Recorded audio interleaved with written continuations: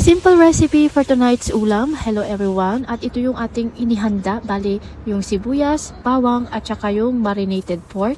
Bali, maggisa muna tayo ng bawang at saka ilagay natin yung ating sibuyas. Bali, lutuin lang natin ito ng bahagya. Huwag natin itong i-overcook. Tapos lalagyan din natin ito ng konting durog na paminta. Haluin lang natin ito ng haluin. At saka lalagyan din natin ito ng konting oyster sauce para naman may lasa yung sibuyas. Then, haluin lang natin ito. Lutuin saglit at kapag okay na, iset aside natin ito at ang next na ating lulutuin ay yung marinated pork. Dahil timplado na ito, hindi ko na ito lalagyan ng kahit na anong pampalasa pero mas masarap sana ito kapag lalagyan ko ng sili.